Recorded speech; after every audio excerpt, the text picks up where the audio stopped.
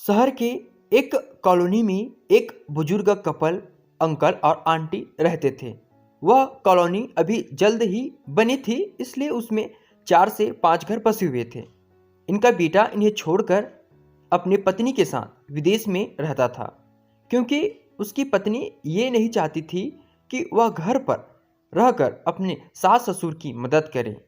ये बुजुर्ग अंकल और आंटी जिस कॉलोनी में रहते थे, उन्हें हमेशा से यह डर रहता था कि कहीं कोई घटना ना हो जाए, इसलिए वे ज़्यादा घर से बाहर नहीं निकलते थे।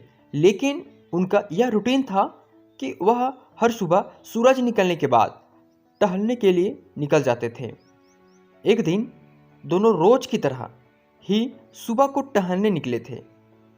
उन्होंने देखा कि एक लड़का तेजी से साइकिल चलाता हुआ जा रहा है और उस साइकिल के पीछे एक फावड़ा बंधा हुआ था। लेकिन उन्होंने ज़्यादा ध्यान नहीं दिया और चले गए। दूसरे दिन उसी समय फिर से वह लड़का दिखा और उसी तरह तेजी से साइकिल चलाता जा रहा था। इसी तरह तीसरे और चौथे दिन भी वह लड़का दिखा। 5वें दिन आंटी जी ने अंकल जी से पूछा कि ये लड़का हर रोज सुबह इसी समय तेजी से साइकिल चलाते हुए जाता है। मुझे लगता है कि कुछ गड़बड़ है। कहीं ये लड़का कोई गलत काम करने तो नहीं जा रहा है। लेकिन अंकल जी ने मना कर दिया कि जा रहा होगा कहीं, हमसे क्या। परंतु आंटी जी बोली, हमको देखना चाहिए कि हमारे कॉलोनी में कोई गड़बड़ तो नहीं।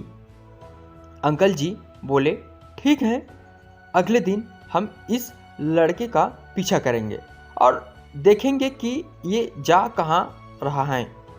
अगले दिन सुबह को फिर से वो लड़का तेजी से साइकिल चलाता निकला। उनके पीछे अंकल और आंटी जी भी गई। उन्होंने देखा कि थोड़ी दूर जाने के बाद वह लड़का एक पेड़ के पास साइकिल खड़ी कर दी। उसी पेड़ के पास थोड़ी सी खाली जमीन पड़ी थी और उसे वो खोदने लगा।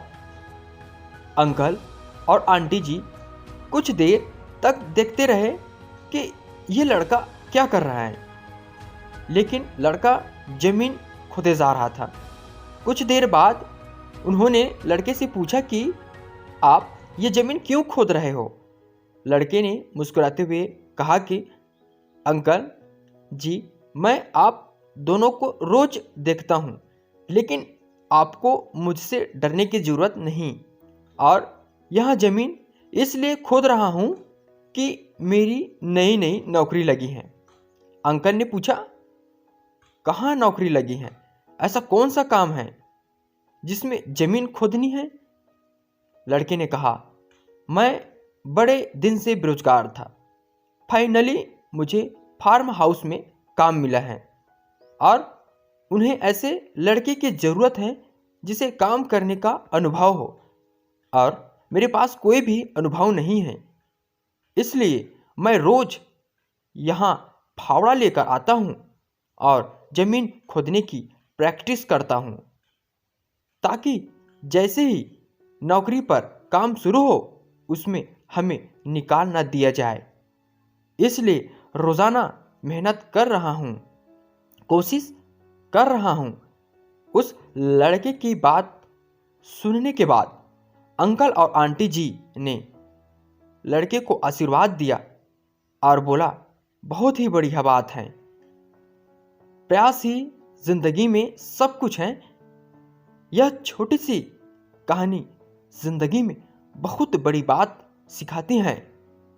तो अगर हमें सक्सेस होना है तो सक्सेस के लिए सबसे ज़रूरी चीज़ है कि हमें लगातार मेहनत, कोशिश और प्रयास करनी होगी, तभी हम जीवन में सफल होंगे।